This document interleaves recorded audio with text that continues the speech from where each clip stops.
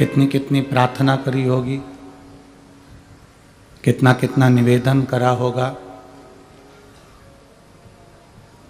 तब जाकर यह मानव का शरीर हमको प्राप्त हुआ।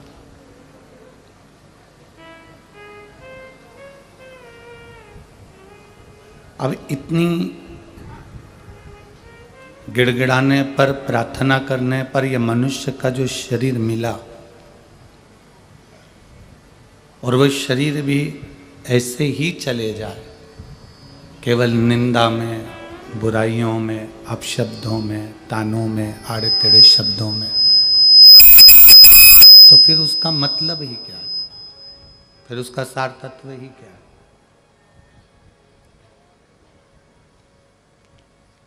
क्यों मिला है? 3.5 करोड़ रोम छिद्र ये मानव के शरीर को दिए, तो क्यों दिए? किस लिए?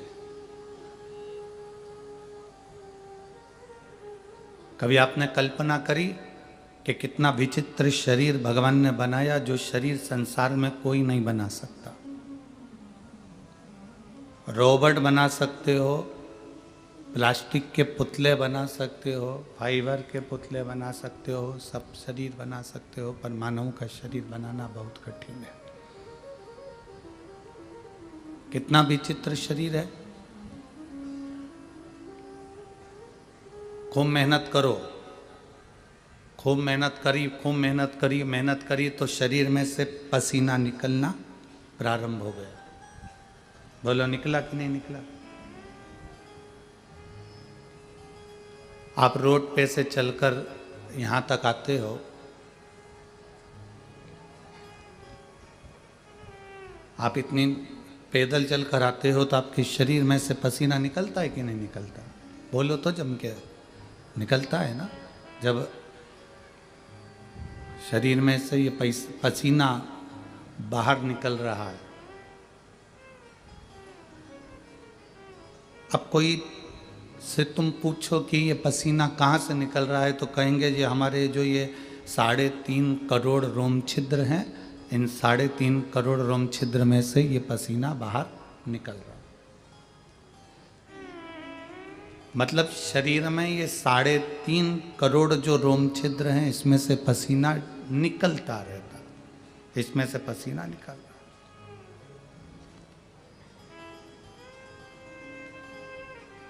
अब शरीर में से 3.5 करोड़ रोम छिद्र में से अगर पसीना निकल सकता है, मतलब इन रोम छिद्रों में बारीक बारीक छेद हैं,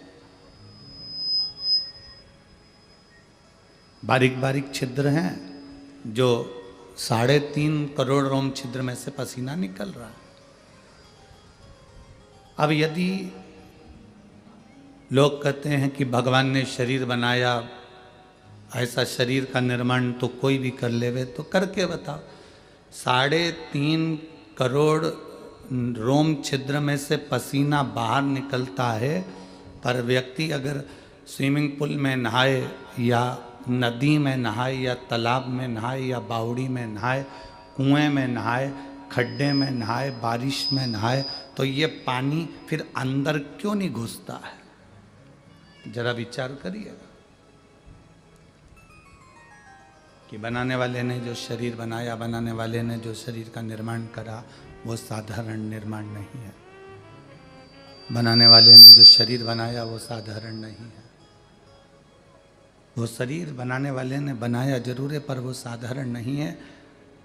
पसीना निकल रहा है, पर उन रोम छिद्रों से पानी अंदर नहीं जा रहा।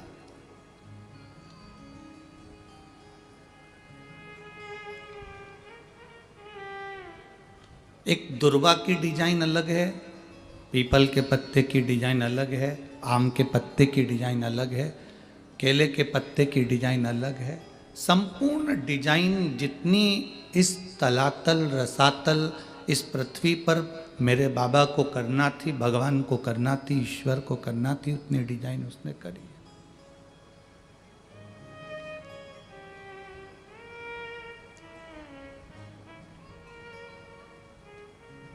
एक बार जिसको जन्म दे देता है उसकी वैरायटी का, उसकी डिजाइन का दूसरा पैदा ही नहीं करता है। माता के गर्भ से भी 4 बच्चे जन्म लेते हैं, 5 बच्चे जन्म लेते हैं, तो एक जो जन्म ले लेता है उसकी डिजाइन का दूसरा पैदा नहीं होता।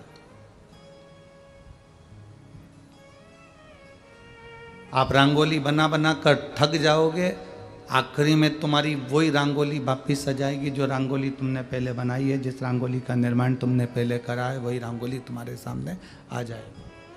फिर वापिस तुम वही रंगोली बना लोगे, वापिस वही की वही रंगोली। कोई कपड़ा बनाया है, वो कपड़े की डिजाइन वापिस पलट कर आ जाएगी। कोई हार बनाया है, वो हार की डिजाइन, पुरानी डिजाइन वापिस नहीं आ जाएगी, नई वापिस पुरानी हो जाएगी।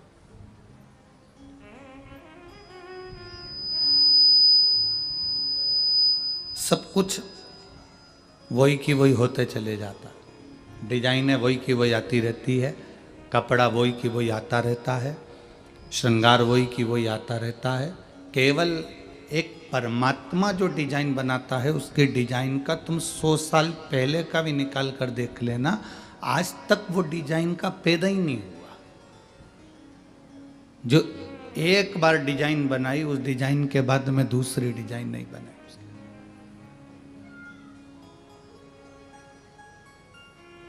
आप कितना ही प्रयास कर लेना, आप कितना ही उसमें बल लगा लेना, पर उसके बराबर कोई नहीं करा।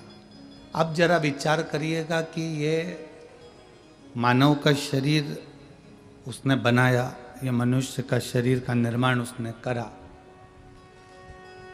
हमको दिया है।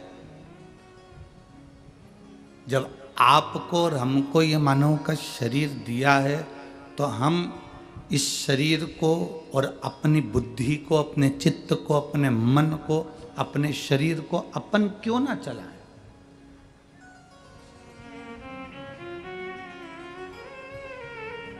आप में से कितने लोग हैं पार्किंग में गाड़ी ने छोड़ा और छोड़ने के बाद तुम कथा के पंडाल तक किसी के कंधे पर आए या किसी की गोदी में बैठकर आए? कोई बैठकर आया? जम के तो बोलो। नहीं आए ना? काय से आए यहां तक? अपने, जम के बोलो, अपने पैरों से। जब अपने पैरों से हम मंजिल तक पहुंचते हैं, अपने पैरों से चलकर हम मंदिर तक पहुंचते हैं, अपने पैरों से चलकर हम बाजार तक पहुंचते हैं, अपने पैरों से चलकर हम गुरुद्वारे तक पहुंचते हैं, अपने पैरों से चलकर हम गुरु की चौखट तक पहुंचते हैं, अपने पैरों से चलकर हम तीर्थ तक पहुंचते हैं, तो फिर गैरों के कहने पर हम मंदिर जाना क्यों छोड़ देते हैं? किस लिए?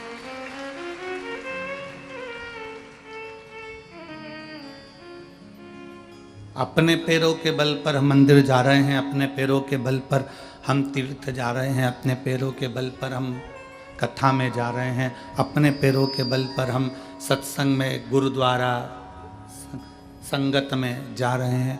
तो फिर हम गैरों के कहने पर, कोई व्यक्ति ने कह दिया वहाँ मत जाओ, हम नहीं गए। किसी ने कह दिया ऐसा मत करो, हमने वैसा कर लिया। किसी ने कह दिया ये कपड़ा अच्छा नहीं लग रहा, हमने छोड़ दिया। किसी ने कह दिया तुझे ये हार अच्छा नहीं लग रहा, तुमने छोड़ दिया। किसी ने कह दिया तो रोज रोज मंदिर जाती है, अच्छा नहीं लग रहा, तो तुमने छोड़ दिया। गैरों के कहने पर हम परमात्मा का भजन क्यों छोड़े?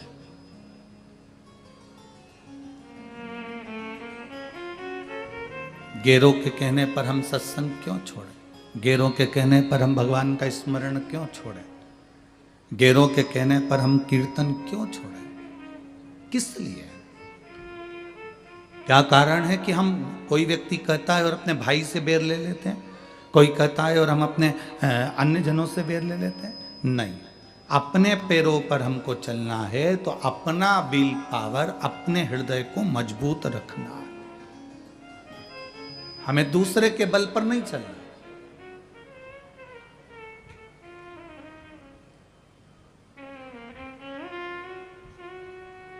आप इतने सारे बैठे हो, लाखों की संख्या में आए हो, आपसे पूछें किसी दूसरे ने चबाकर तुमको रोटी दी मुंह में चबाकर और तुमने वो खाई क्या? अरे बोलो तो जम के, नहीं खाई ना। किसी ने मुंह में रोटी रख ली, कुरकुरा रख लिया, वेपर्स रख लिया, टॉफी रख ली और मुंह के अंदर चिचवाई खूब जोरदार, रोटी को, सब्जी को, भिंडी को, आलू को खूब चबाया और चबाकर तुमको दिया कि ले तू खा ले। तुमने खाया? नहीं खाया। क्या कहोगे? नहीं, हम नहीं खा सकते, ये बेकार है, ये झूठा है, छोड़ो इसको, हमें नहीं खाना।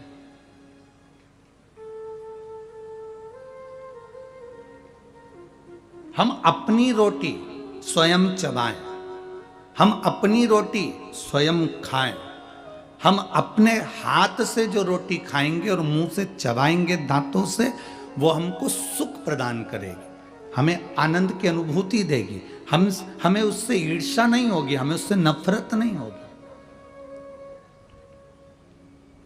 आज का व्यक्ति ऐसी जिंदगी जी रहा है कि उसने जो करा वो मुझे करना है, उसने ऐसा करा तो मुझे करना है, उसने वैसा करा तो मुझे करना है, उसने सोने की पाटली बनवाई मुझे बनवाना है, उसने प्लाट लिया मुझे लेना है, उसने जमीन ली मुझे लेना है, उसने गाड़ी ली मुझे लेना है। भले वो कर्जे में लदालूम होता चले जा रहा है, पर ये विचार करता है कि मुझे भी वैसा करना है। नहीं, अपनी रोटी अपने को खाना है, अपनी रोटी अपने को चबाना है, अपनी रोटी अपने को कमाना है, और उसमें हमें ईर्ष्या नहीं। भले हमारा छोटा सा व्यापार हो, पर हमें दूसरे के देखकर अपने व्यापार की होड़ नहीं करना। हमारा छोटा सा काम हो, पर हमें दूसरे को देखकर नहीं चलना। हमारा अपना हमें देखकर चलना है कि मेरा ये श्रेष्ठ है, मुझे ये कर्म करना है, मुझे ये कर्म धारण करना है।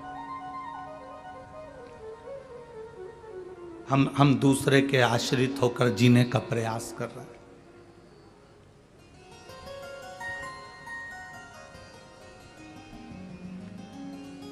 केवल एक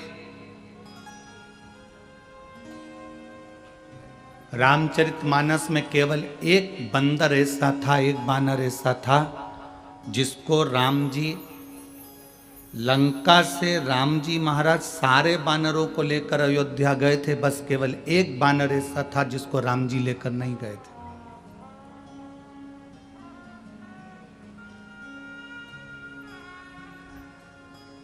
जिसने वाल्मीकि रामायण पढ़ी होगी, वाल्मीकि रामायण में उस बानर का नाम लिखा हुआ है। केवल एक बानर ऐसा था जिसको राम जी लंका से अयोध्या नहीं लेकर गए, अवध नहीं लेकर गए। केवल एक बानर। जामवंत को ले गए, विभीषण को ले गए, वहां जितने बानर थे, सुग्रीव, अंगद, हनुमान और जितने नल, नील और जितने जितने बानर थे, मेरे राम जी महाराज सबको अयोध्या लेकर गए थे। पर केवल एक बानर ऐसा था जिसको राम जी अयोध्या लेकर नहीं गए। वाल्मीकि रामायण में इसका वर्णन है। उस बानर का नाम था दुविध बानर। क्या नाम था उसका? दुविध। उस बानर का नाम था दुविध बानर। आपको उस बानर का नाम स्मरण में होना चाहिए कि सब लंका गए, पर दुविध बानर को लंका नहीं लेकर गए।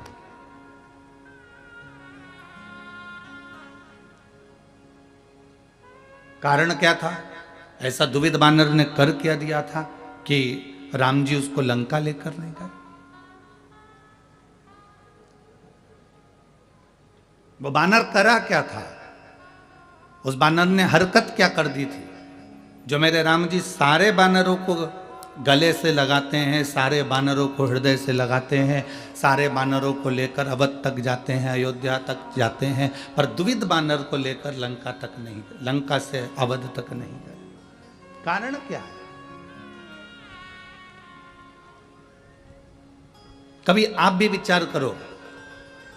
पूरे गांव के लोग, पूरे बनी के लोग, पूरे यवतमाल जिले के लोग, पूरे चंद्रपुर जिले के लोग वनी में शिव महापुराण की कथा में जा रहे हैं। आप कथा तक नहीं पहुंच पा रहे तो कभी विचार करा कि मैं इतना व्यस्त क्यों, मेरे को टाइम क्यों नहीं मिल रहा। मैं आखिर 7 दिन की कथा में एक दिन भी कथा के अंदर हाजिरी लगाने नहीं जा पाया। मैं एक दिन भी अपना घर छोड़कर कथा में नहीं जा सकी, मैं जरा सी मेहनत नहीं कर सकी कथा में जाने की। तो आखिर मैंने ऐसा कौन सा पाप कर्म कर दिया था, मैंने ऐसा क्या कर दिया कि अपने नगर में कथा हो रही है, अपने क्षेत्र में कथा हो रही है, और मैं 2 कदम चलकर परमात्मा के द्वार तक नहीं जा पाई।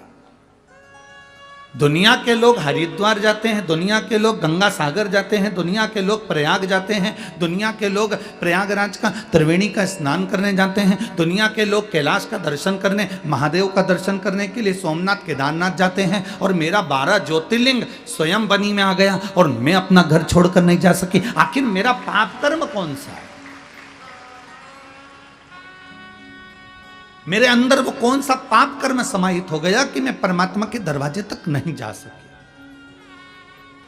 मैं भगवान की चौखट तक नहीं जा सकी, मैं भगवान के दरवाजे तक नहीं जा सकी, मैं परमात्मा की चौखट तक नहीं पहुंच सकी। मैं धन्यवाद दूंगा बनी के सभी कोयला व्यापारियों को और कोयले की खदान वालों को, जिन्होंने 7 दिन सुबह 6 बजे से रात्रि को 8 बजे तक कोयले की खदानों पे से कोयला भेजना पर रोक लगाकर उन्होंने कहा सब कथा सुनेंगे, सत्संग करेंगे। मैं धन्यवाद दूंगा।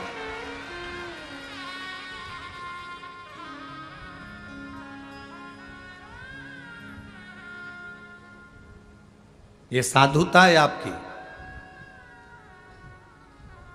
आपने भोलेनाथ जी के लिए समय निकाला है। जब तुमको जरूरत पड़ेगी ना, मेरा भोला बाबा समय निकालकर तुम्हारे दरवाजे पर खड़ा मिलेगा, ये निश्चित था। मैं बनी की सिख समाज को धन्यवाद दूंगा। सिख समाज के भक्त सुबह से लेकर शाम तक यहाँ लाखों भक्त आते हैं और सबको चाय की व्यवस्था, बिस्कुट की व्यवस्था सिख समाज के लोग कर रहे हैं। उसके लिए साधुवाद है आपको, धन्यवाद बहुत बहुत।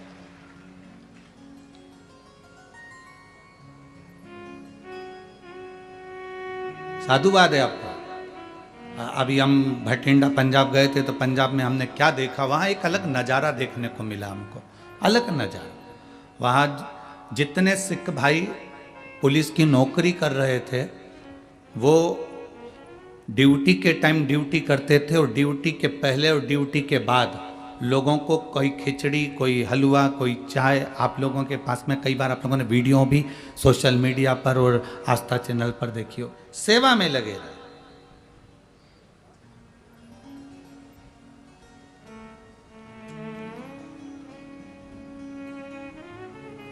अगर प्रभु कृपा करे, कभी विचार करना, वो जो नहीं आए कथा में वो भी विचार करना कि हमारा पाप कौन सा था, और जो कथा में पहुंच गए, आप लोग इतनी संख्या में कथा में आए हो, कथा में आकर बैठे हो, आप भी विचार करना कि हमारे कौन से पुण्य प्रबल हो गए थे जो बनी में हम शिव महापुराण की कथा में पहुंच गए।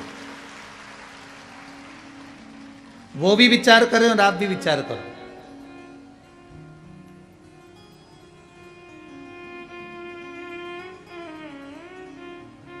एक महिला बैठी है यहाँ,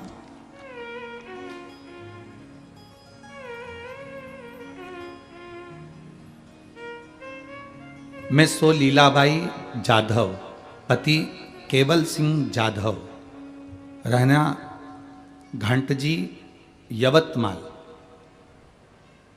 महाराष्ट्र। अब क्या नाम लिखा है इसमें आप लोग समझ गए होंगे, हैं? घाटजी यवतमाल, महाराष्ट्र। मेरा मोबाइल नंबर ये, कहीं बैठी हैं क्या? हाथ हिलाइएगा। बच्चा लाई है क्या साथ में? नहीं लाए। बाबा का मैं क्या गुणगान करूं गुरुदेव, मेरे पास शब्द नहीं है। मैं धन्यवाद करना चाहती हूं माननीय जायसवाल जी को, राजा जी जायसवाल, श्रद्धा जी जायसवाल जी को।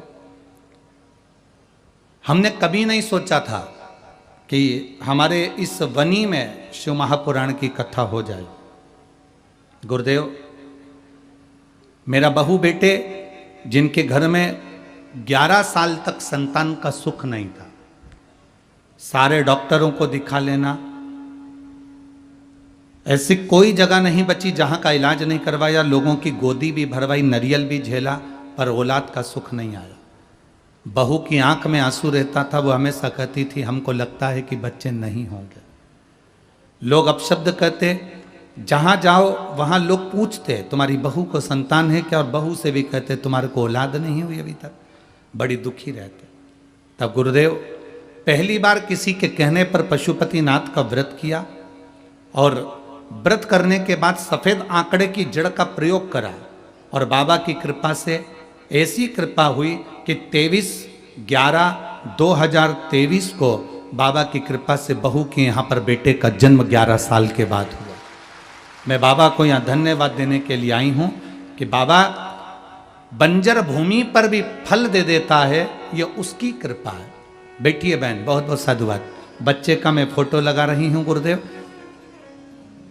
आप सब सोशल मीडिया के माध्यम से, आस्था चैनल, फेसबुक, यूट्यूब के माध्यम से आप सब उस बच्चे का फोटो भी देख रहे होंगे। शिव तत्व है, बेटी है बहन। शंभु औघड़ी है, त्रिकालदर्शी है, कैलाशी है, अविनाशी है। कभी हम विचार करें कि हमारा पुण्य कौन सा प्रबल हुआ कि हम कथा तक पहुंच गए, और हमारा पाप कौन सा प्रबल हुआ कि अपने नजदीक में कथा होने के बाद भी हम वहां तक नहीं पहुंचे। कौन सा पाप है?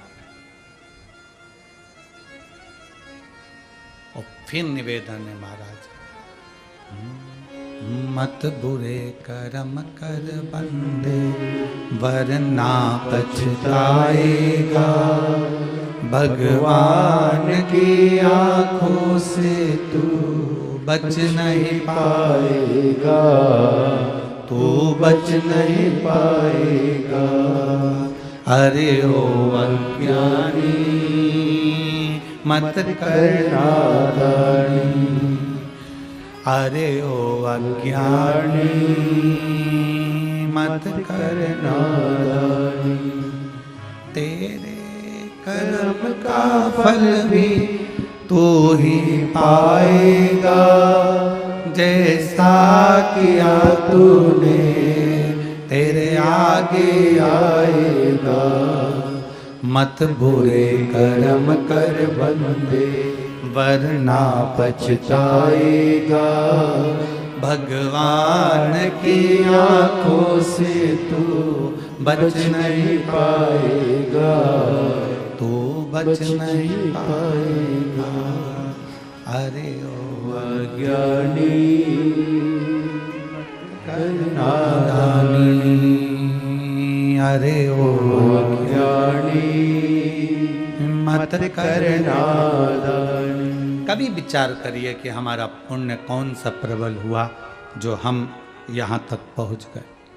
कभी विचार करिए कि हमारा पाप कौन सा ऐसा प्रबल हो गया कि हम कथा तक नहीं पहुँच पाए। कभी अपने भीतर ये विचार को उत्पन्न करिए, कभी अपने भीतर ये भाव उत्पन्न करिए कि हमारा पुण्य ऐसा कौन सा था जो हमको यहाँ तक लेकर आ गया।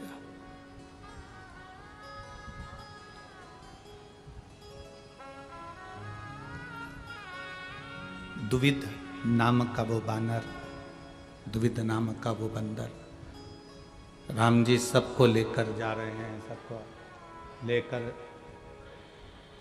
सबको लेकर मेरे राम जी जा रहे हैं। बस केवल एक दुविध नाम का बानर ऐसा था जिसको लेकर नहीं गए, जिसको लेकर नहीं पहुंचे। केवल एक बानर है। अब वो दुविध विचार करे, अब वो दुविध के मन में ये भाव उत्पन्न हो, आखिर वो राम जी जब जामवंत को ले जा रहे हैं, अंगद को ले जा रहे हैं, नल नील को ले जा रहे हैं, सबको लेकर जा रहे हैं, तो फिर हनुमान को लेकर जा रहे हैं, तो दुविध को क्यों नहीं?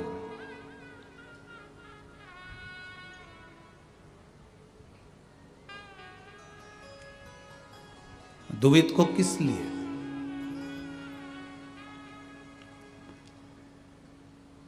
पूछ लिया श्री हनुमान जी महाराज ने। बहुत सावधानी से सुनना इस कथा को।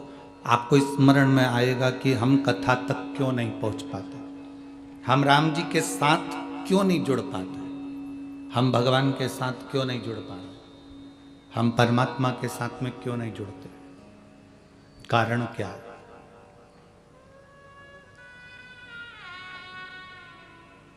आप में कई लोग ऐसे होंगे जिन्होंने एक अनुभव किया होगा।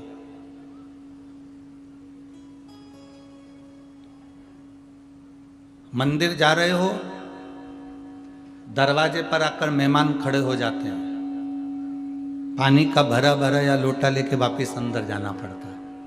कभी किसी ने अनुभव किया होगा, कभी किसी के साथ में अनुभव हुआ होगा। कथा में जा रहे हो और जाते जाते ही तुम्हारा बस निकलने ही वाले थे, इतनी देर में कोई दरवाजे पर आकर खड़ा हो जाता है और तुम्हें वापस आना पड़ता है।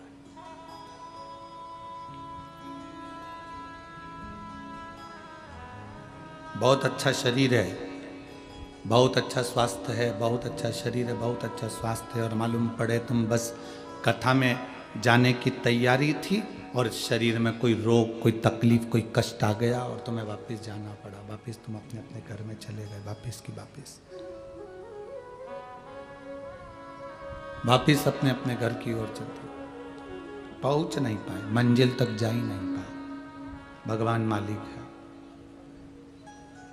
पहुंच ही नहीं पाए, आप मंजिल तक जा ही नहीं पाए।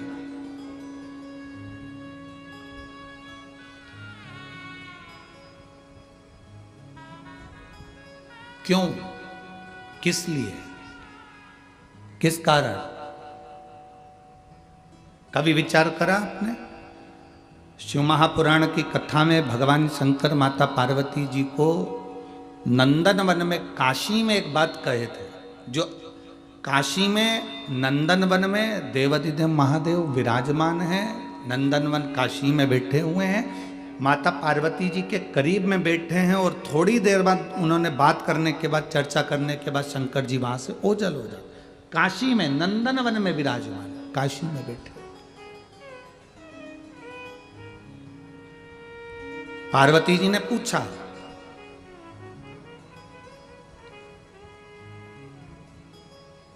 कौन से जन्म का पुण्य प्रबल होता है जो जीव आपके दरवाजे तक पहुंचता है? कौन से जन्म का पुण्य प्रबल होता है जो जीव आपके दरवाजे तक पहुंचता है?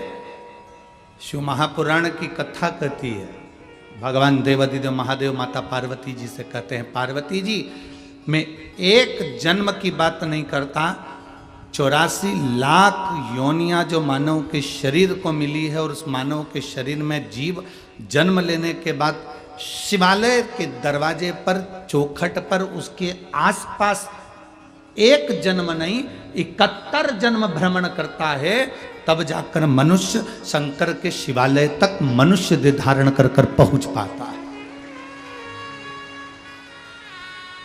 एक जन्म की बात नहीं है, यहां पर 71 जन्म निकल गए। 84 लाख योनियों में से 71 योनियां, 71 जन्म ऐसे होते हैं जिन 71 जन्म में हम शिव के करीब में रहते हैं, भगवान के नजदीक रहते हैं, भगवान के करीब में।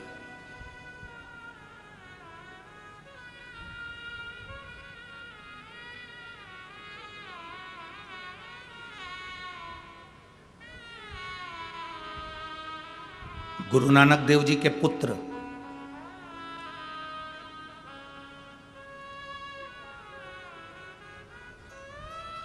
गुरु नानक देव जी के बेटे ने भी एक बार गुरु नानक देव जी से कहा था, सत्संग में मन लगना और नहीं लगना, इन दोनों में अंतर क्या है? अगर मान लो जीव सत्संग में गया, उसने संगत करी और संगत में बैठा और उसका मन नहीं लगा, तो संगत का, सत्संग का कोई प्रभाव पड़ेगा कि नहीं पड़ेगा? गुरु नानक देव जी के सुपुत्र पूछ रहे हैं, उनके बेटे पूछ रहे हैं, उनके पुत्र पूछ रहे कि संगत में जाकर बैठ गए और मन नहीं लग रहा, चित्त नहीं लग रहा, तो संगत में बैठे कि नहीं बैठे, सत्संग में बैठे कि नहीं बैठे, प्रवचन में बैठे कि नहीं बैठे, कथा में बैठे कि नहीं बैठे। एक बड़ी सुंदर बात कही है, गुरु नानक देव जी कहते हैं गंगा के घाट पर पहुंच गए, गंगा का स्नान नहीं किया, कोई बात नहीं, गंगा के घाट तक तो पहुंच गए और गंगा के घाट की रेत तुम्हारे शरीर से लग गई तो भी तुम्हारा कल्याण निश्चित ही है।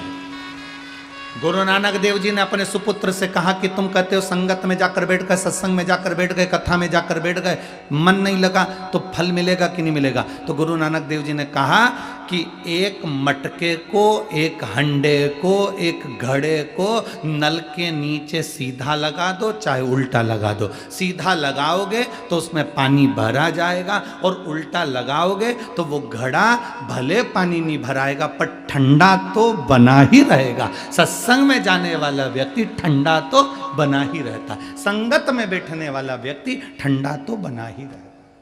भले उसमें कुछ भराए ना भराए, उसमें कुछ जाए ना जाए, वो कुछ ग्रहण करे ना करे, पर अगर जब तक वो कथा में बैठा है, जब तक वो सत्संग में बैठा है, संगत में बैठा है, तब तक वो ठंडा। तुम खुद अंदाजा लगा कर देखो, 1 बजे से 4 बजे तक कथा होती है, 1 बजे से 4 बजे के भीतर तुम अगर अपने घर पर होते तो कितना झूठ बोल रहे होते, बोलो ईमानदारी की बोलो मोबाइल पे। 1 बजे से 4 बजे के भीतर तुम घर पे क्या कर रहे होते, बर्तन मांज के रोटी खा के सो रहे। ठीक है, तुम अपना अपना अंदाजा लगा कर देखो जरा सा हो। अब 1 बजे से 4 बजे तक के बीच में बच्चे लोग भी आ रहे हैं, पति भी आ रहे हैं, रोटी भी बना रहे हैं, काम भी कर रहे हैं, सारा काम तुम्हारा 1 से 4 के बीच में चलता कि नहीं चलता? बोलो, जम के बोलो जरा। उस बीच में तुम कितना झूठ भी बोल लेते, उस बीच में तुम किसी से झगड़ा भी कर लेते, उस बीच में तुम सास बहू की आपस में तकरार भी हो जाती, उस बीच में तुम पति पत्नी का भी झगड़ा हो जाता, उस बीच में तुम बच्चों को भी ठोक देते, उस बीच में तुम कुछ आड़ा टेढ़ा बोल देते, उस बीच में तुम गाली भी बक देते, उस बीच में तुम आड़ा टेढ़ा कह भी देते। अब तुम 1 बजे से 4 बजे के भीतर की बात कही, अब तुम 1 घंटे पहले 2 घंटे पहले निकले और 2 घंटे बाद अपने घर पर पहुंचे, तो 3 घंटे की तो कथा इधर और 3 2 5 5 और 2 ये 7 घंटे का अंदाजा लगा कर देखना।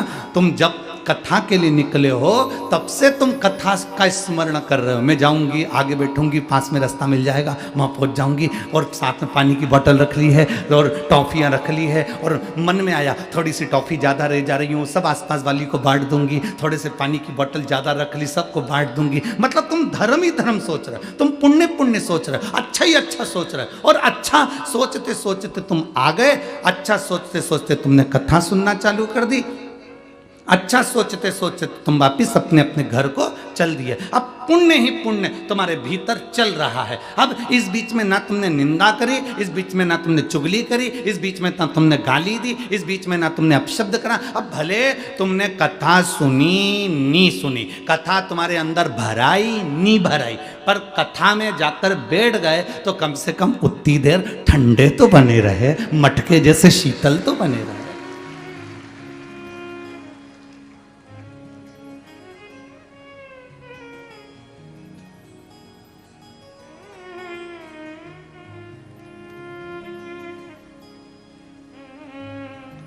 पंद्रह मिनट भी तुम बिना मोबाइल की चैट देखे बिना नहीं रह सकते।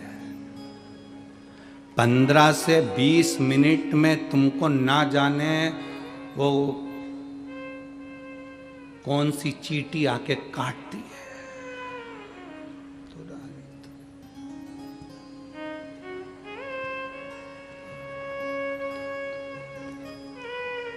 हर 15 से 20 मिनट में तुम मोबाइल देखते हो हर 15 से 20 मिनट में तुम अपना मोबाइल उठा ही लेते हो, किसका कॉल आया, किसका मिस कॉल आया, किसका व्हाट्सएप पे मैसेज आया, कौन सा इंस्टाग्राम पर क्या डाला, फेसबुक यूट्यूब पर क्या हुआ है, सब देखा गया ना। हर 15 से 20 मिनट में तुम्हें मोबाइल पर देखते हो और तुम जवाब भी देते हो। अब ईमानदारी से बोलो, दुनिया के लोग कहते हैं कि गंगा के घाट पे जाके तप करो, साधना करो, हम कहते हैं तुम यहाँ बैठी हो और बिना मोबाइल के बिना चैट देखे बैठी हो, इससे बड़ा तप साधना क्या हो सकता?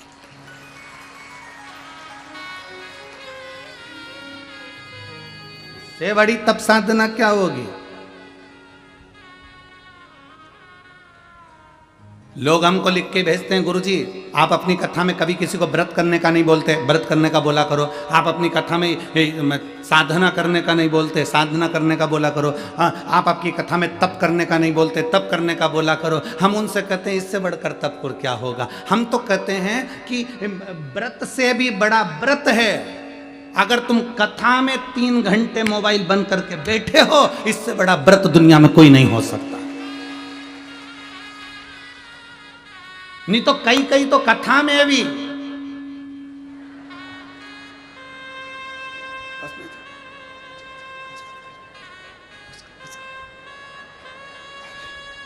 कथा, इससे बड़ा तप और क्या होगा? इससे बड़ी साधना और क्या होगी?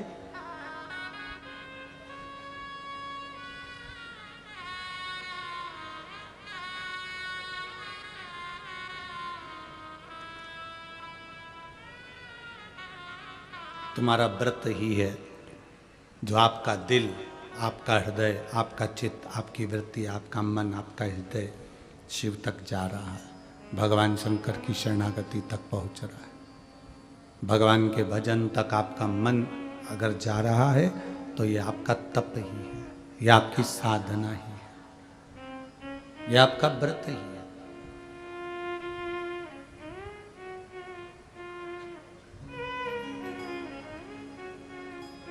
एक बानर जिसका नाम है दुविध बानर, हनुमान जी के मन में यह बात खल गई कि वो दुविध बानर को राम जी लंका से अवध नहीं ले जा रहे हैं। उसका कारण क्या?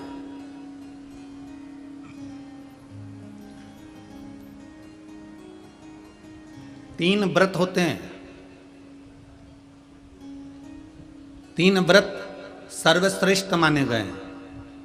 पहला व्रत जिसमें आप कुछ मत खाओ, जैसे आप लोग करते हो, फलाहार खाते हो, फल खाते हो, कुछ नहीं खाते, ये भी व्रत है। सोमवार, मंगलवार, गुरुवार पशुपति व्रत, चतुर्थी का व्रत, पंचमी का व्रत, छठ का व्रत, सप्तमी का व्रत, तीज का व्रत, अष्टमी का व्रत, नवमी का व्रत, एकादशी का व्रत, द्वादशी का व्रत, प्रदोष का व्रत, त्रयोदशी का व्रत, शिवरात्रि का व्रत, ये सारे व्रत है जिसमें तुम खाते नहीं हो, भोजन नहीं करते, या फलाहार करते हो, या एक समय खाते हो, ये व्रत है। 3 व्रत मूल हैं, उसमें एक व्रत है जिसमें तुम भोजन नहीं करते। दूसरा व्रत, जिस व्रत में आप किसी प्यासे को पानी पिला रहे हो, भूखे को भोजन करा रहे हो, किसी की जिंदगी में कष्ट चल रहा है और उसके कष्ट को समाप्त करने का प्रयास कर रहे हो, ये भी दूसरे नंबर का व्रत है, ये भी व्रत है। और तीसरे नंबर का व्रत है किसी के चेहरे पर आपके कारण स्माइल आ जाए, प्रसन्नता आ जाए, आपके कारण किसी के चेहरे पर प्रसन्नता दिखे तो समझ लो ये भी व्रत है। जरूरी नहीं कि भूखे रहोगे तो व्रत कहलाएगा, जरूरी नहीं कि कुछ नहीं खाओगे तो व्रत कहलाएगा। व्रत की मूलता ये कहती है कि आप किसी के चेहरे पर प्रसन्नता ला दिए, वो भी व्रत है। आप किसी की दवाई का खर्चा उठा लिए, वो भी व्रत है। आप किसी पढ़ने वाले बच्चे के पास में पैसा नहीं, आपने उसका खर्चा उठा लिया, वो भी व्रत है, वो भी व्रत है।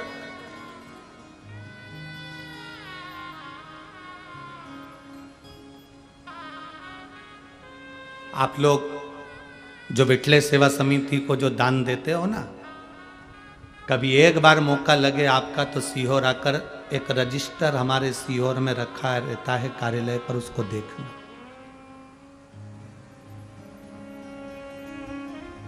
उस रजिस्टर में जो बच्चे पढ़ने वाले होशियार रहते हैं और उनके माँ बाप के पास में पढ़ने का, पढ़ाई कराने का पैसा नहीं रहता, तो उनके स्कूल की फीस, महाराष्ट्र के भी कम से कम 35 से 40 बच्चे हैं, ऐसे हर प्रदेश के थोड़े थोड़े बच्चे लिए हैं। महाराष्ट्र के भी 35 से 40 बच्चे हैं जिनकी फीस विठले सेवा समिति आप जो दान करते हो उससे जमा करती है। जो बच्चे पढ़ने में होशियार हैं, पैसा नहीं उनके पास में,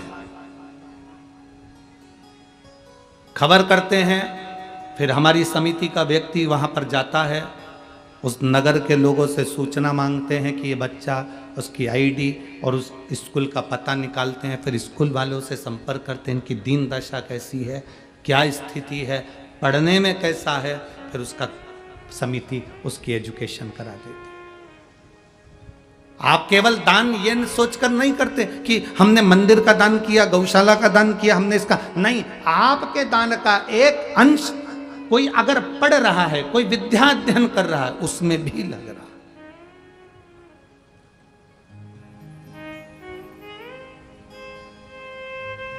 है। इसीलिए हम आप लोगों को बार बार कहते हैं कि आपने अगर 1 रुपया भी विठले सेवा समिति को दिया है, 3 दान करो तो 25 बार जाकर देखो।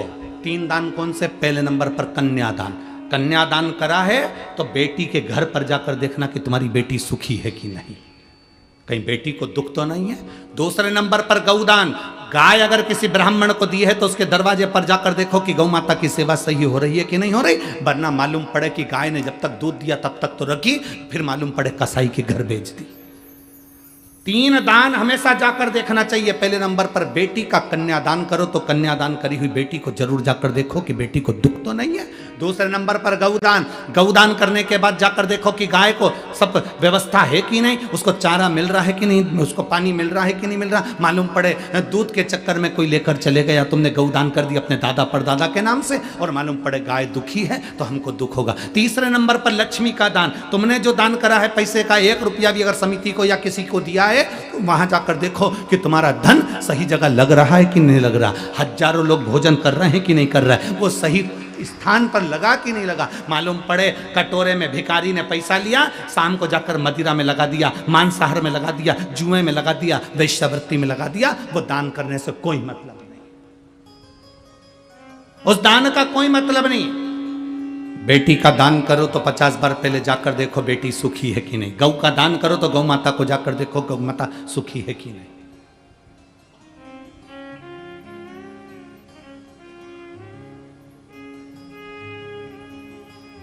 करो।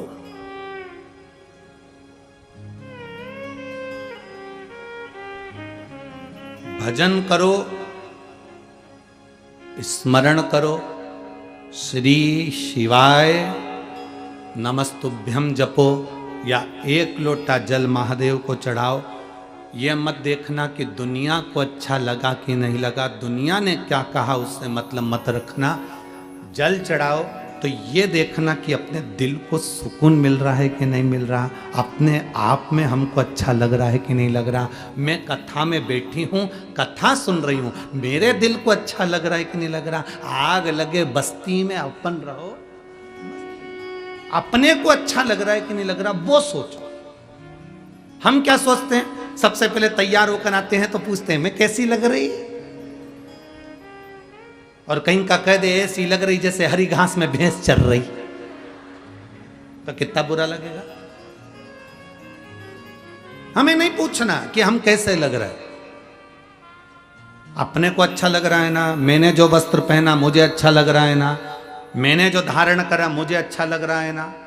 दुनिया की आदत होती है, जीन्स पहनोगे कोई नहीं टोकेगा, फटी हुई जीन्स पहनोगे, अरे बोलते जाओ जम के, कोई नहीं ठोकेगा, क्योंकि उनको मालूम है फैशन है। टी शर्ट पहनोगे कोई नहीं टोकेगा, वो क्या बोलते हैं, इतना कट वाला आधा बरमुंडा चड्डा पहनोगे कोई नहीं टोकेगा।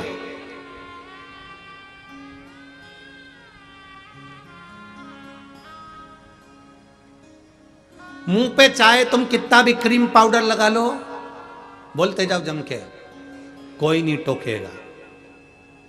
शॉपिंग मॉल में कितना घूम लो, कोई नहीं टोकेगा। पर एक दिन अगर तुमने धोती और कुर्ता और सिर पे चंदन, गले में रुद्राक्ष पहन लिया तो टोकेंगे, टोकेंगे। एक दिन तुमने अगर धोती कुर्ता पहना, सिर पे चंदन लगाया, गले में रुद्राक्ष की माला, तुलसी की माला, कंठी पहनी, तो लोग टोकना चालू कर देंगे। भगत जी, बाबा जी, महाराज जी। फिर लोग कहेंगे ये तो देखा देखी कर रहा, ये तो ढोंग कर रहा, ये तो प्रपंच कर रहा है। जीन्स पहने तो किसी ने नहीं कहा कि तुम ढोंग कर रहे हो, टी शर्ट पहने तो किसी ने नहीं कहा कि तुम प्रपंच कर रहे हो, बाल कटवा लिए तो कोई ने नहीं कहा कि तुमने क्या करा। पर तुमने जिस दिन धोती कुर्ता पहना, जिस दिन तुमने मस्तक पर तिलक लगाया, जिस दिन तुमने चोटी बढ़ाई, जिस दिन तुमने यज्ञोपवीत धारण करा, जिस दिन तुमने गले में रुद्राक्ष पहनना चालू करा, जिस दिन तुमने गले में तुलसी की माला पहनना चालू करी, उस दिन दुनिया के लोग टोकना चालू कर देंगे। ये बाबा जी बन जाएगा, ये तो पंडित जी बन गया, ये तो विद्वान बन गया, ये तो अपने आप को ऐसा बन गया, ये तो ढोंग कर रहा है, ये तो प्रपंच कर रहा है, ये तो ऐसा कलर भगवा कलर का कपड़ा धारण कर लिया। बस क्योंकि दुनिया के लोगों की आदत है सनातन धर्म पर उंगली उठाने की, दुनिया की आदत। आप बेकार जगह जाओगे कोई नहीं टोकेगा, आप मदिरा की दुकान पर जाओगे कोई नहीं टोकेगा, आप गलत जगह पर बैठोगे कोई नहीं टोकेगा, अच्छी जगह पर बैठोगे टोकेंगे। सुंदरकांड में जाकर बैठ जाओ टोकेंगे। सुंदरकांड में बैठने में भी शर्म आती है, मालूम लोग क्या कहेंगे, वहां पर भी शर्म। भजन में बैठोगे तो लोग क्या कहेंगे। आधे से ज्यादा लोग तो शिव महापुराण में इसलिए नहीं पहुंचते, लोग क्या कहेंगे। ये भी बैठी थी कथा में, ये भी।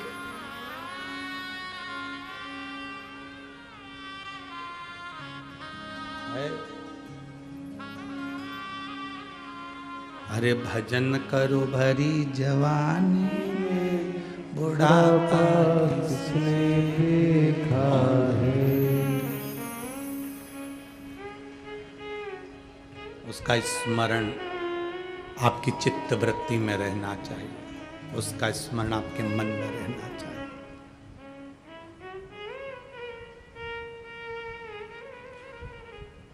जल चढ़ाते समय अपने दिल को अच्छा लगना चाहिए,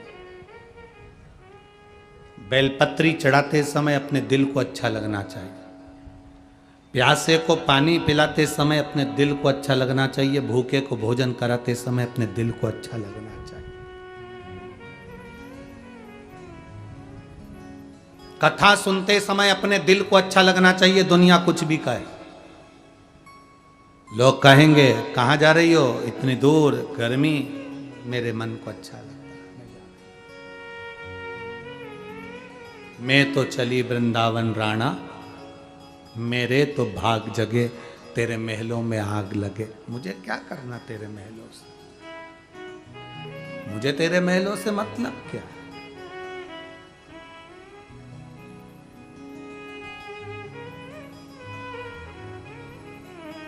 वो कहते ना, देहाची तिजोरी भक्ति चाच ठेवा, उघड़दार देवा, उघड़दार देवा। देहाची तिजोरी भक्ति चाच ठेवा, उघड़दार देवा, उघड़दार देवा। उघड़दार देवा आता, उघड़दार देवा।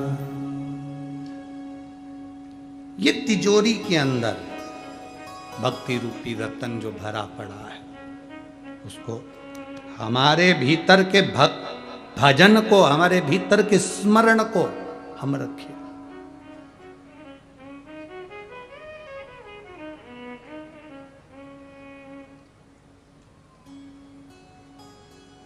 शादी में भोजन करने से पेट अच्छा भराता है कि घर में भोजन करने से पेट अच्छा भराता है?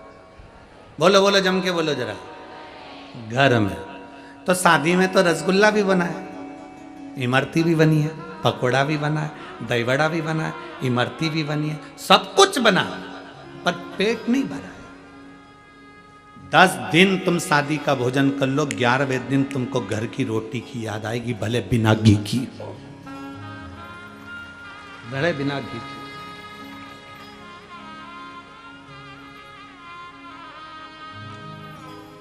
कितना भी सुख हो जाए, घर के भोजन की याद आती है। बस उतना स्मरण अपने बुद्धि में रखना, घर के भोजन की जैसे याद आती है घर की रोटी की याद। क्यों? क्योंकि ये शादी के भोजन से पेट नहीं भराने वाला।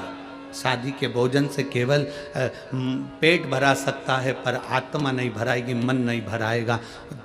घर का जो भोजन होता है वो तुम्हारी मेहनत का होता है, तुम्हारे परिश्रम का होता है। उसका एक रोटी तुम्हारे को मन और पेट दोनों भर देती है। एक रोटी मन और पेट दोनों भर देती है, क्योंकि वो घर का भोजन है। एक गांव के व्यक्ति ने एक पोस्ट मास्टर से कहा, मास्टर साहब, मेरे बेटा बहुत दूर रहता है, मुझे पैसे की ज़रूरत पड़ती है, मैं पत्र लिख दूं, आप मेरे बेटे को पहुंचा देना। मास्टर साहब ने कहा लिख दो। बेटे को पत्र लिखा। उस पत्र में गांव के व्यक्ति ने लिख दिया, बेटा मुझे हर महीना 10 रुपया भेज दिया कर, मेरा गुजारे के पैसे नहीं हैं। अब 10 रुपए भेज दिया कर। मास्टर साहब को पत्र दिया कि इसको मेरे बेटे तक पहुंचा देना। मास्टर साहब ने सोचा, पोस्ट मास्टर ने सोचा 10 रुपए लिखे हैं, इसमें एक 0 बढ़ा देता हूं, और पोस्ट मास्टर ने उसमें एक 0 बढ़ा दी। अब कितने रुपए हो गए? 100 रुपए। पोस्ट मास्टर क्या करता? बेटा 100 रुपए भेजता, 90 रुपए पोस्ट मास्टर रख लेता, 10 रुपए उस बुजुर्ग व्यक्ति को दे देता। 90 रुपए प्राप्त होने लगे। धीरे धीरे समय निकला। 1 साल बाद पोस्ट मास्टर ने कहा, अब 10 रुपए में क्या होता है काका जी, 20 रुपए तो लिखो। काका जी ने कहा बिल्कुल सही कह रहे हो, 10 रुपए में मेरा गुजारा नहीं होता। 20 रुपए लिख दिए। पोस्ट मास्टर ने क्या करा? जम के बोलो, एक 0 बढ़ा दी। कितना हो गया? 200 रुपए। बेटा 200 रुपए भेजता, 180 रुपए पोस्ट मास्टर निकालता, 20 रुपए गांव के व्यक्ति को। पैसे का ढेर लगने लगा। पुरानी बात थी, उस समय पर 10 रुपए और 20 रुपए बहुत बड़ी कीमत होती थी, बहुत बड़ी कीमत होती थी। पैसा बढ़ता गया, बढ़ता गया, बढ़ता गया। वो व्यक्ति को 20 रुपए मिलते थे और पोस्ट मास्टर को, जम के बोलो, 180। उस समय पर 180 मतलब, ये जानकर चलना, आज के समय का 1,00,000 सवा लाख रुपया, उस समय का ये स्थिति थी। पैसा बढ़ता गया।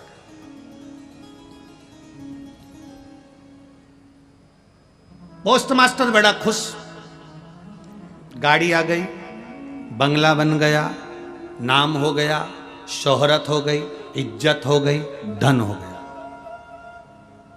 जैसे जैसे धन बढ़ता है, व्यक्ति की सोच बढ़ जाती है कि मैं पद प्रतिष्ठा वाला हो गया। पर उसको सोचना चाहिए कि जो मेरे पास में 180 रुपए आए हैं वो मेरे नहीं हैं, वो किसी और के हैं, मैं तो बस इसका भोग कर रहा हूं।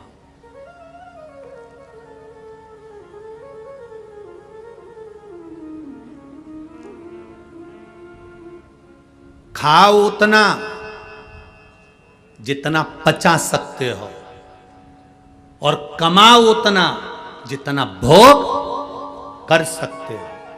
ज्यादा खाओगे अपाच्य हो जाएगा, ज्यादा कमाओगे तो दुनिया की दृष्टि में आ जाएगा। खाओ उतना जितना पचा सकते हो, कमाओ उतना जितना भोग कर सकते हो। मास्टर साहब बढ़ते गए, बढ़ते गए, बढ़ते गए, बढ़ते गए। गाड़ी भी बड़ी, बंगला भी बड़ा, सुख भी बड़ा। पर समय ऐसा आ गया कि घर में जो सदस्य रहते थे, धीरे धीरे सब बीमार पड़ने लगे, रोग ग्रसित हो गए।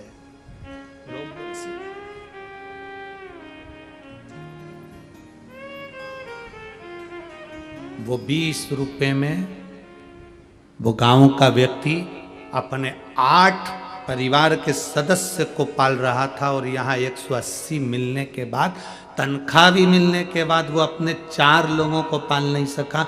बीमार पड़ते गए, वैद्य जी को बुलाया, डॉक्टर को दिखाया, रोग ग्रस्ता गया, ग्रस्ता गया, और धीरे धीरे धीरे धीरे जो गाड़ी थी वो भी चले गई, बंगला था वो भी चले गया, और मालूम पड़े घर में सदस्य रहने वाले भी चले, सदस्य रहने वाले, केवल एक पत्नी, बेटा, बेटी और पति बचा। माता गई, पिता गए, भाई गए, बंधु गए, सखा गए, सब चले गए। आंख में आंसू पोस्ट मास्टर के, नैनों में जल भरा था, रो रहा था। वो गांव का बुजुर्ग व्यक्ति उससे मिलने के लिए आया, और मिलने के लिए आया तो कहा, पोस्ट मास्टर साहब आपको क्या हो गया, आपके परिवार को क्या हो गया, देखो कितना कष्ट है, पर बाबा की कृपा से आप जो मुझे 20 रुपए देते हो ना पोस्ट मास्टर साहब, आपका भगवान बहुत भला करे। मेरा बेटा जो पैसा भेजता है ना, वो 20 रुपए से मेरा घर बड़ा फल फूल रहा है, पर आपके ऊपर ऐसा क्या पहाड़ टूट गया जो पूरा घर बिखर गया, गाड़ी बंगला सब चले गया, धन दौलत सब चले गया, संपदा वैभव सब चले गया, और मैं 20 रुपए में भी सुखी हूं। बाबा कहकर गया, एक संत सामने से निकल कर आया। पोस्ट मास्टर ने उसके चरण पकड़ लिए। बाबा जी, मैंने सुना है आप ज्योतिषाचार्य, आप ज्योतिषी करते? हाँ, मेरा भाग्य देखकर बताओ कि मेरी जिंदगी में ऐसा कष्ट क्यों आ रहा है। ज्योतिषाचार्य ने कहा, 180 भारी पड़ गए हैं। वो 180 रुपए मिले हैं, वो भारी पड़ गए।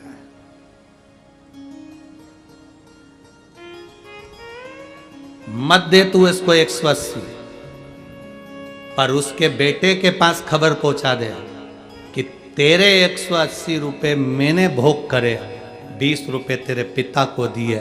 अगर वो बेटा तुझे माफ कर देगा तो समझ ले कि तू वापिस स्वस्थ हो जाएगा, वापिस स्वस्थ।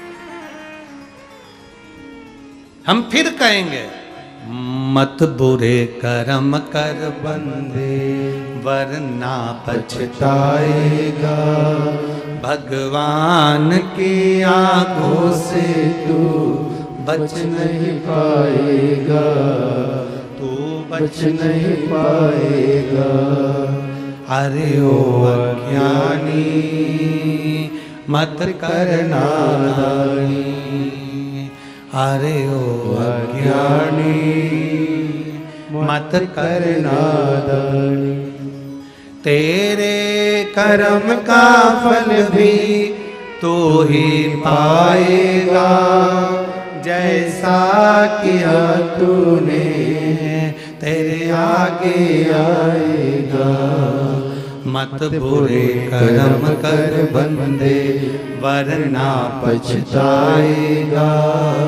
भगवान की आंखों से तू बच नहीं पाएगा, तू बच नहीं पाएगा। बहुत धन हो गया तुम्हारे पास में, बहुत वैभव हो गया तुम्हारे पास में, बहुत गाड़ियां हो गई तुम्हारे पास में, लोग तुमको भैया जी कहने लगे, आदर करने लगे, सम्मान करने लगे, तुम्हें सलाम ठोकने लगे, तो तुम ये मत सोचना कि तुम बहुत ऊंचे हो गए। शिव महापुराण की कथा कहती है, जो बहुत उन्नति पर हो जाता है, बहुत ऊपर पहुंच जाता है, उसको झुककर चलना सीख लेना चाहिए, तो जिंदगी में आगे बढ़ जाता है।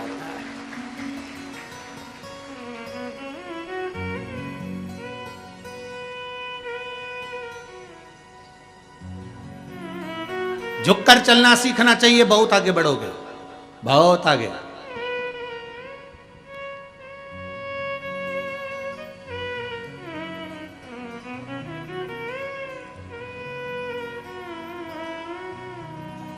इस व्यासपीठ से मैं धन्यवाद दूंगा माननीय प्रधानमंत्री मोदी जी को। साधुता है उनको, राम जी महाराज की प्राण प्रतिष्ठा का अवसर, जरा विचार करिएगा, 500 वर्ष का वनवास झेलने के बाद मेरे राम जी जब अवध में विराजमान हो रहे हैं, तो व्यक्ति को तो और प्रफुल्लित होना चाहिए कि मेरे हाथ से राम जी विराजमान हो रहे हैं। पर एक रत्ती का भी अभिमान नहीं था प्रधानमंत्री जी के चेहरे। उनके सामने की प्रथम पंक्ति में हम बैठे हुए थे, वहीं सामने हम देख रहे थे। एक रत्ती मात्र का अभिमान नहीं, एक रत्ती मात्र की अभिमतता नहीं। पूर्व के जितने प्रधानमंत्री निकले हों, एक भी प्रधानमंत्री इतनी नम्रता नहीं रखा होगा जिन्होंने अवध की राम जी की प्राण प्रतिष्ठा करते समय जो नम्रता से नमन किया। एक एक संत की आंख में आंसू भरा हुआ था। यह विनम्रता है।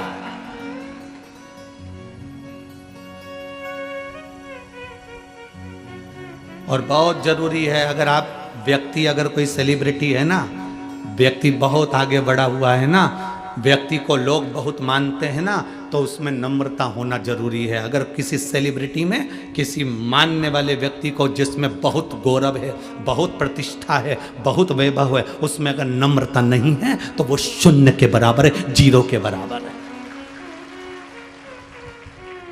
धन्यवाद दूंगा मैं माननीय प्रधानमंत्री नरेंद्र जी मोदी जी को, बहुत बहुत साधुवाद। आपकी विनम्रता, आपकी नम्रता और आपके निर्णय, ये भारत सनातन धर्म की ओर बढ़ रहा है और एक दिन विश्व गुरु भी होकर रहेगा वापिस, ये पक्का। ये भारत वापिस विश्व गुरु होकर रहेगा वापिस, क्योंकि आपकी नम्रता, आपकी विनम्रता और आपका समर्पण इस राष्ट्र के प्रति है।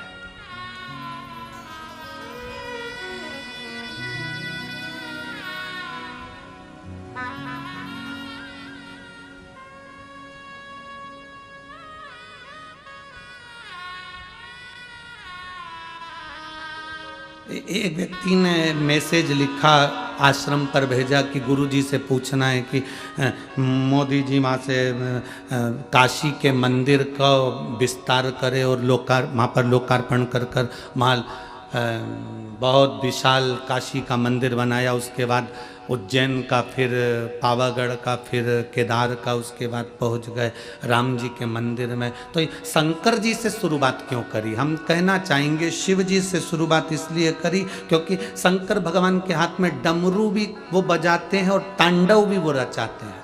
या तो तुम डमरू से समझ जाओ, नहीं तो तांडव से समझा ना जानते।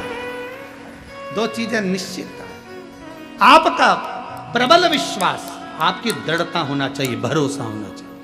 आप जितने बड़े बड़े बनते जाओ, जितने बड़े सेलिब्रिटी बनते जाओ, जितने उन्नति पर चढ़ते जाओ, जितनी जितनी तरक्की करते जाओ, उतनी उतनी नम्रता तुम्हारे भीतर होना चाहिए। अगर तुम में नम्रता नहीं है तो वो किसी काम के नहीं, शून्य है वो, शून्य। और मेरी बेटियों से निवेदन करूंगा, मैं मेरे बेटाओं से निवेदन करूंगा, तुम डॉक्टर बन जाओ, कलेक्टर बन जाओ, एसपी बन जाओ, कमिश्नर बन जाओ, डिप्टी कलेक्टर बन जाओ, तुम्हारी मर्जी पड़े एसडीएम बन जाओ, तुम कितने भी उन्नति पर चढ़ जाओ, तुम कितनी भी ऊंची सिंहासन पर बैठ जाओ, तुम मिनिस्टर, मंत्री, संतरी, कलंतरी जो बनना हो बन जाओ, पर अपनी नम्रता मत भूलना। अपनी विनम्रता रखोगे तो एक दिन तुम ऊंचे सिंहासन पर जाकर जरूर बैठोगे। विनम्रता होना चाहिए। रावण, लंकाधिपति, रावण के पास सोने की लंका थी, रावण के पास में सारा वैभव था, रावण के पास में पूरा कुल था, रावण के पास में पूरा वंश था, सब कुछ था लंकाधिपति रावण के पास में, पर विनम्रता नहीं थी, नम्रता नहीं थी। खुद सिंहासन पर बैठा था, हनुमान जी को जमीन पर बिठाना चाहता था, पर हनुमान तो हनुमान है, ऊंच की सिंहासन बना के उस पे बैठे थे। हनुमान तो हनुमान है। विनम्रता हो, और उसी रावण की लंका में विनम्रता दिखाई अंगद जी ने, पांव जमाकर खड़े हो गए।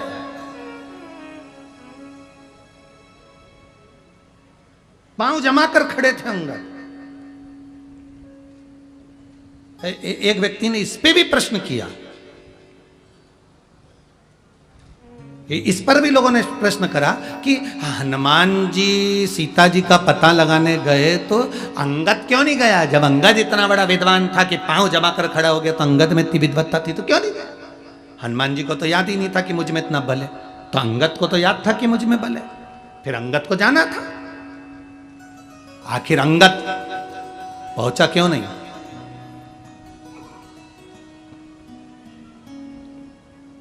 माता सीता का पता लगाने के लिए अंगद क्यों नहीं गया? हनुमान क्यों गए? अरे भैया, तुमने अगर रामायण पढ़ी होगी तो तुम्हें मालूम होगा, अंगद और रावण का पुत्र अक्षय कुमार, ये दोनों एक ही गुरु के यहां पढ़ते थे। अंगद इतना प्रबल था कि अक्षय कुमार के मुंह पे जब तक 25 थापड़ नहीं मार देता तब तक रोटी नहीं खाता था। कौन? जम के बोलो। अंगद क्या करता था? जब तक अक्षय कुमार के चेहरे पर 25 थप्पड़ नहीं मार दे तब तक वो रोटी नहीं खाता। अक्षय कुमार रोया, बचपन का समय था, रोते रोते बच्चों की आदत रहती है, कई कई स्कूल में पढ़ने वाले बच्चे, कई कई घर में रहने वाले बच्चे, छोटे छोटे जो बच्चे रहते हैं ना भाई भाई, वो एक दूसरे को मार ठोक नहीं दे तब तक रोटी इनको पचती नहीं है। उसमें तुम भी हो, तुम भी बचपन में कम नहीं थे हो। सबकी माता इतना सारा पोहा बनाकर, चिवड़ा बनाकर चिवड़ा देती थी, ये तेरा है, ये तेरा है, ये तेरा। पर तुम सब भी उसमें एक हो। इतने चतुर होते थे, जो ज्यादा वाला होता था ना वो अपनी साइड खींच लेते थे, कम वाला बुरा।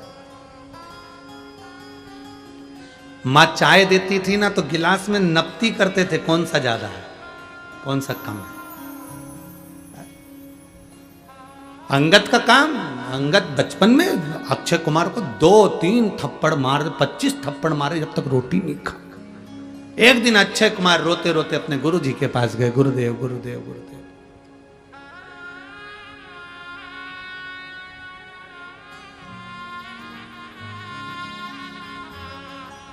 गुरुदेव ये अंगद मुझे बहुत मारता, आप रक्षा भी नहीं करते। गुरु जी ने अंगद को बुलाया, अंगद तूने इसको मारा? अंगद बोला हाँ। क्यों मारा? इसके गाल अच्छे लगते हैं तो मार देता। ये कोई बात होती है? कई लोगों की आदत रहती है, गाल अच्छे दिखते हैं तो चिमटा खोल रहा है, ये कोई बात है? आज समझा रहा हूं अंगद तेरे को, आगे से अगर तूने ऐसी हरकत करी तो सोच लेना। अंगद कहने लगा जी गुरुजी। अब अंगद के तो हाथ सल पड़ा, सो रहा था अक्षय कुमार, अंगद उसके पास में जाकर सो के जो 25 थप्पड़ था। अब अंगद के थप्पड़ मारने से अक्षय कुमार रोते रोते, आज पहली बार रोते रोते गुरु के पास गए। गुरुजी गुरुजी गुरुजी। गुरुजी ने कहा क्या हुआ? अक्षय कुमार बोले कि अंगद ने फिर मारा। बुलाओ उस अंगद को। अंगद को रात्रि के समय पर बुलाकर गुरुजी ने कहा, अंगद श्राप देता हूं तुझको, अगर अब अक्षय कुमार के सामने भी पहुंच गया तो तू उसी समय पर मर जाएगा। शब्द सुनते से अंगद के पिता अंगद को ले गए, अक्षय कुमार के पिता अक्षय कुमार को ले गए। रावण को यह मालूम था कि अंगद बानर अगर यहाँ लंका में पहुंच गया और मेरे बेटे अक्षय कुमार, इसलिए रावण ने किसको भेजा था सबसे पहले? अक्षय कुमार को, क्योंकि उसको नहीं मालूम था कि हनुमान जी आए। उसको तो लगा कि सबसे वीर अंगद आया है, अंगद आया होगा तो अक्षय कुमार के सामने आते से मर जाएगा। और यह बात जामवंत जानते थे, इसलिए जामवंत ने हनुमान जी को लंका में भेजा सीता जी का पता लगाने के लिए, पर अंगद को नहीं भेजा। और हनुमान जी ने सबसे पहला काम क्या करा? अक्षय कुमार को निपटाया, क्योंकि उसको मालूम है अंगद आएगा तो पहले लाइन क्लियर करते चल।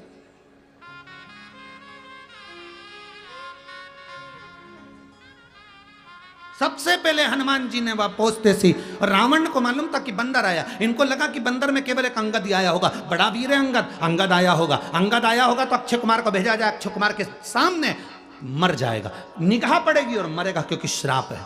गया अक्षय कुमार जैसे ही देखा तो वो अंगद तो नहीं था, हनुमान जी ने पचीट पचीट के धो दिया। जो धोया वॉशिंग मशीन में जैसे कपड़े को धोते हैं ऐसे।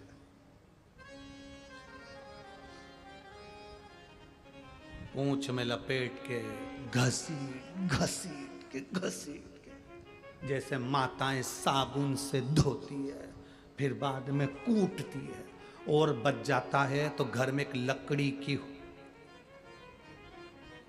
बच्चे तो ग्राउंड में क्रिकेट खेलते हैं, ये सुबह से कपड़े धोती है। क्यों सुबह से मोगरी से कपड़े धोती है? ये कपड़े नहीं धोती है, पूरे घर को डरा के रखती है।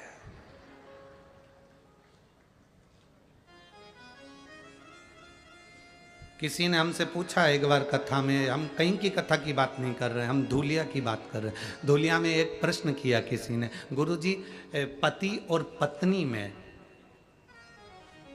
सबसे ज्यादा वीर, सबसे ज्यादा बोल्ड, दमदार कौन होता है? हमने कहा पत्नी। उन्होंने कहा कैसे? हमने कहा जब ब्याहने के लिए जाते हैं तो 100 से 150 बाराती जाते हैं और वो अकेली आती है, अकेली। ये 100-150 बाराती पर अकेली भारी पड़ती है। गाड़ी का गेट खोला, बैठ के और आती। किसी में दम हो तो बोल दे, अकेली।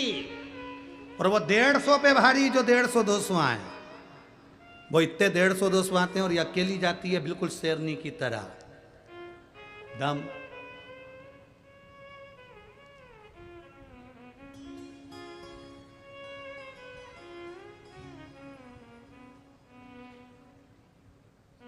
कितना दमदार है। अब कोई समझे? अक्षय कुमार, इसलिए उसको हटाना जरूरी था, हनुमान जी ने उसको हटा दिया।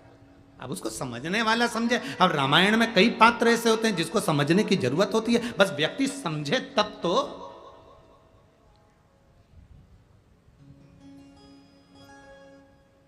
उसकी दृष्टि में आए तब तो।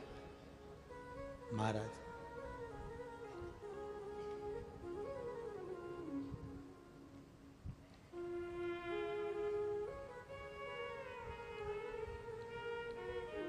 हम उसको पुकारें, वो आए।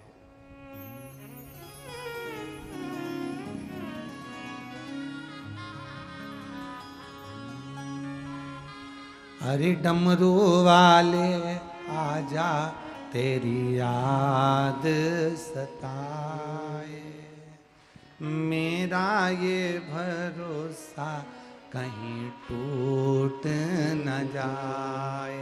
ओ काशी वाले आजा, तेरी याद सताए, मेरा ये भरोसा कहीं टूट न जाए। वो डब्बा कहाँ भोले बाबा, ओ डमरू वाले आजा, तेरी याद सताए, मेरा ये भरोसा कहीं टूटे न जाए। ओ डमरू वाले आजा, तेरी याद सताए, मेरा ये भरोसा कहीं टूट न जाए। छुपा कहाँ भोले बाबा, ओ डमरू वाले आजा, तेरी याद सताए, मेरा ये भरोसा कहीं टूट न जाए। ओ डमरू वाले आजा, तेरी याद सताए, मेरा ये भरोसा कहीं टूट न जाए।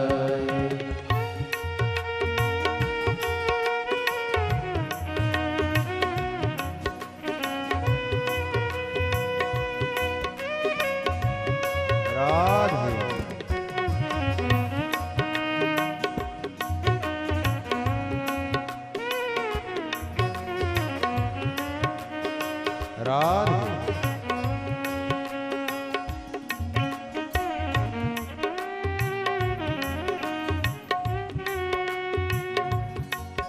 हरि बोल।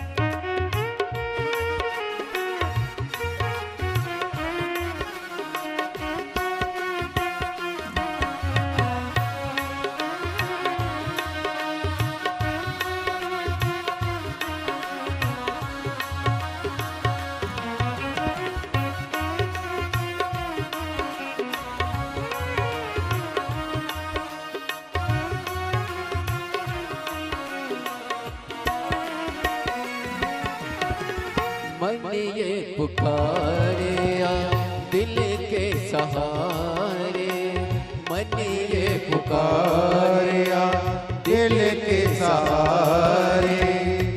नैना हमारे तेरा रस्ता निहारे, नैना हमारे तेरा रस्ता निहारे।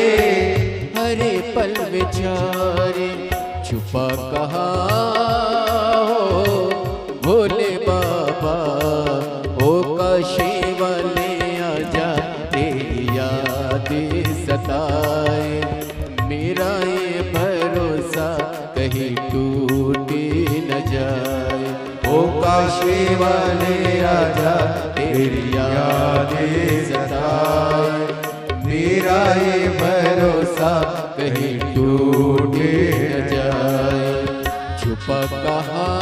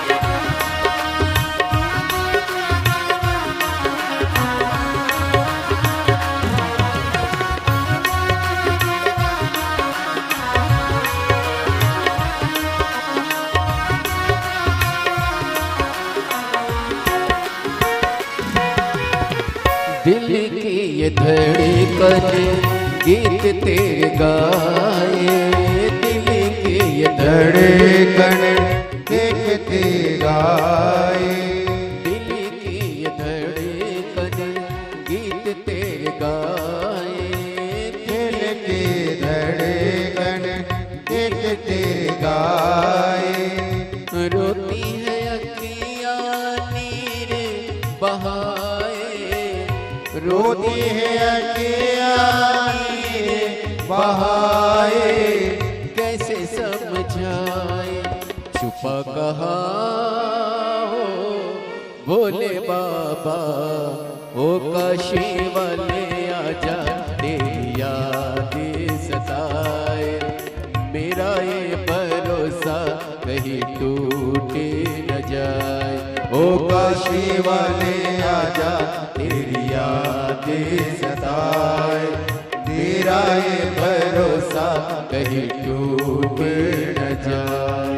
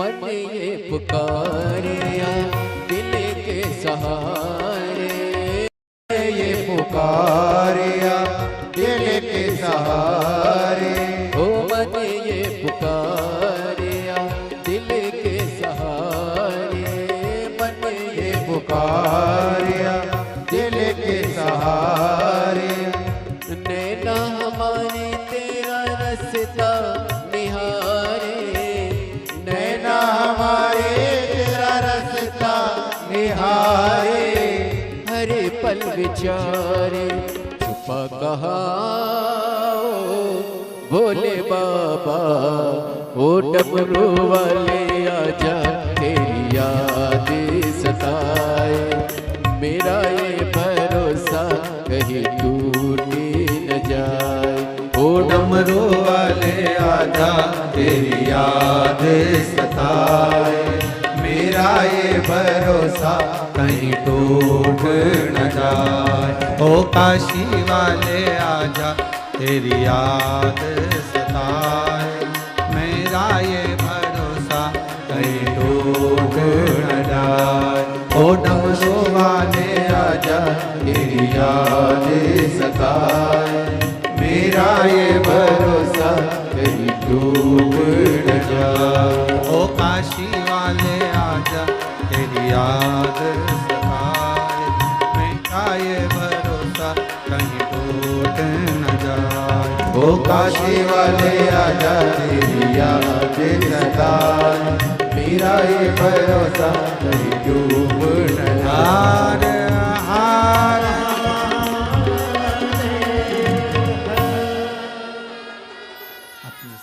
देखकर भगवान शिव से अपने मन की बात करें। जहाँ जगह मिले वहाँ बैठकर बाबा देवादिदेव महादेव से अपने मन की बात बड़े भाव के साथ में, बड़े हृदय के साथ में, जहाँ जगह मिले वहाँ बैठकर करें। जहाँ जगह मिल जाए वहाँ बैठकर बड़े प्रेम से भगवान शिव से अपने मन की बात भाव के साथ हृदय से कहें।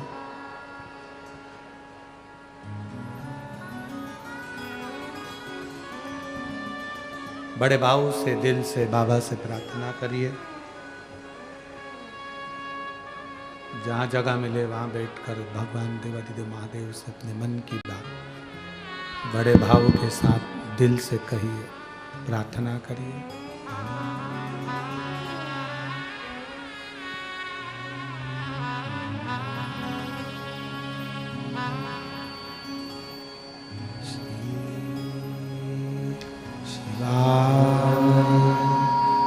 नमस्तु श्री शिवाय नमस्तु श्री शिवाय नमस्तु श्री शिवाय नमस्तु श्री शिवाय नमस्तु भोला सब दुख काटो हमारा, ओ भोला सब दुख काटो हमारा।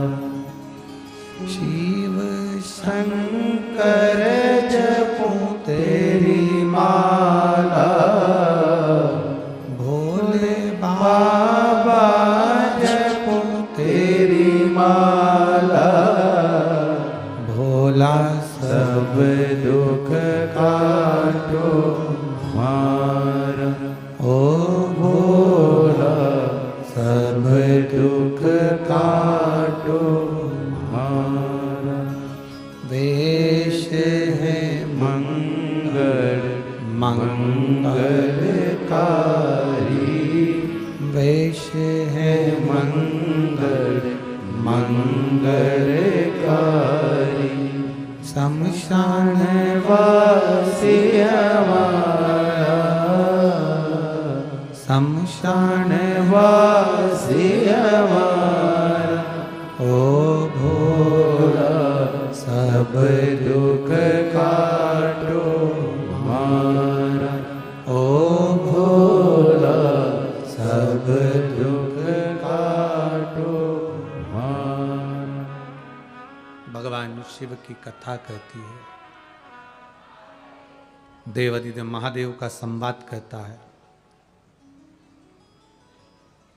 श्रेष्ठ अगर परमात्मा बनाए, आपको अच्छा बनाए, आप बहुत ऊंचे ओहदे पर जब पहुंचे, अपनी नम्रता को मत भूलो, सहज रहो।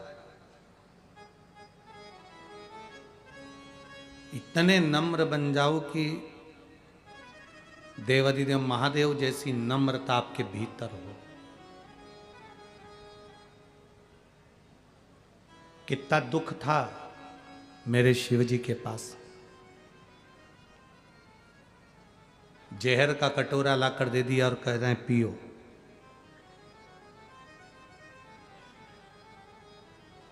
विष का पात्र, विष का कटोरा लाकर दिया और कहा पियो।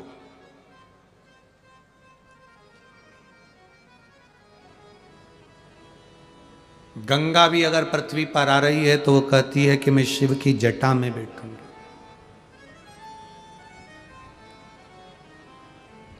सारे देवताओं के पास रहने के घर मिले पर महादेव के पास में घर भी नहीं।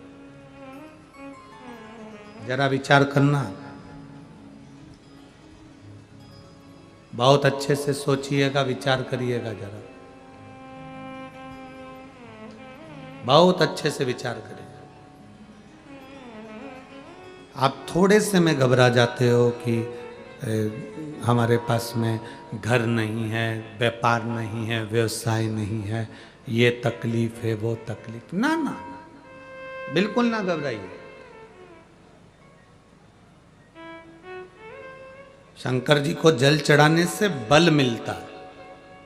हम जब देवादिदेव महादेव को जल चढ़ाते हैं तो शिव जैसा बल हमारे पास में आता है कि सामने जहर भी आ जाएगा तो मेरा महादेव मेरे साथ में है, मैं जानती हूं रत्ती भर तकलीफ नहीं है। एक रत्ती की तकलीफ नहीं आएगी, मैं ये जानती हूं।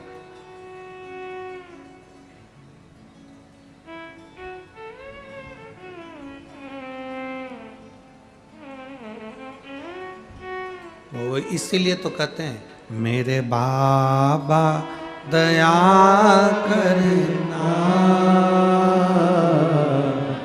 मैं तेरे भरोसे हो। भोले बाबा दया करना, मैं तेरे भरोसे ना घर के भरोसे हो, ना परिवार के भरोसे हो, ना घर के भरोसे हो, ना परिवार के भरोसे हो। मेरे बाबा दया करना, मैं तेरे भरोसे हूँ। भोले बाबा दया करना, मैं तेरे भरोसे हूँ। हम उसके भरोसे रहें, हम उसके आश्रित रहें। सोचिए जरा, घर नहीं है भोलेनाथ जी का,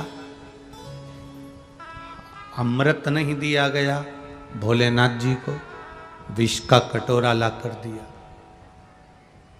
ना घर है ना अमृत है, और दुनिया में कोई देवता इतना बदनाम नहीं जितना महादेव बदनाम है।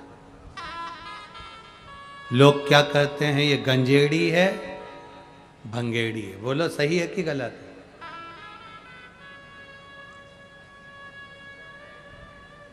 दुनिया के लोग कहते हैं ये गंजेड़ी है, ये भंगेड़ी है। जितना